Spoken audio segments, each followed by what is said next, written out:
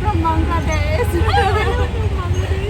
ចាស្វាគមន៍មកកាន់អ្នកផលិតមាតិកាមិនទៀងទាត់ជាសារជាថ្មីអ្នកទាំងអស់គ្នាដូចឃើញនៅក្បាលវីដេអូអញ្ចឹងទោះបីខ្ញុំអត់ប្រាប់នៅណាក៏ដឹងដែរត្រូវហើយថ្ងៃនេះខ្ញុំមានមិត្តភ័ក្តិជនជាតិបង់ខាងនេះ2នាក់ដែលគាត់ជួនខ្ញុំទៅដើរលេងនៅទីក្រុងចាស់របស់គេណាឥឡូវហ្នឹងគេបានហើទីក្រុងហ្នឹងហើយតែនេះវានៅគេហៅដូចផ្សារចាស់យើងអញ្ចឹងណាមិនផ្សារចាស់ទេដូចទីក្រុងចាស់ដែលគេហើចេញអញ្ចឹងប៉ុន្តែសកម្មភាពពាណិជ្ជកម្មវានៅតែកើតមានអញ្ចឹងអ្នកទាំងអស់គ្នាឃើញនៅក្នុងរូបហ្នឹងគឺគេមានលក់កណាត់លក់សម្ភារៈប្រើប្រាស់លក់អីពេញហ្នឹងអញ្ចឹងហើយខ្ញុំមកផ្លូវនេះរៀងស្ងាត់ដោយសារអីដោយសារគេទៅថ្វាយអង្គមអស់ហើយដោយសារនៅហ្នឹងគឺគេធ្វើការតែថ្ងៃអាទិត្យដល់ថ្ងៃពហុអញ្ចឹងបានន័យថាថ្ងៃសុក្រថ្ងៃសៅរ៍គេឈប់សម្រាកហើយគេជ្រើសរើសយកថ្ងៃសុក្រហ្នឹងគឺជាថ្ងៃដែលគេថ្វាយអង្គមធំសម្រាប់សាសនាអ៊ីស្លាមអញ្ចឹងណាអញ្ចឹងពេលគេទៅថ្វាយអង្គមគេកំពុងលក់ដូរគេចូលទៅថ្វាយអង្គមអស់ហើយគេទុកអីវ៉ាន់ហ្នឹងសិនដល់ពេលហើយបានចេញមកវិញបានគេមកលក់ដូរអីធម្មតាវិញទៅហើយអ្នកទាំងអស់គ្នាគេថ្វាយអង្គមមួយថ្ងៃហ្នឹងណា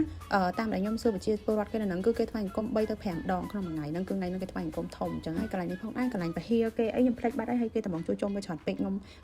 មនុស្សច្រើនពេកក៏សម្រាប់ថាអត់មើលហើយចេញមកផ្ទះវិញអញ្ចឹងណាហើយនេះជិះតាមផ្លូវពួកអីខ្លាចវាស្ទះហ៎ប៉ុន្តែអានេះចាប់ដើមស្ទះប្រើបាត់ទៅហើយ The reason that we're avoiding the port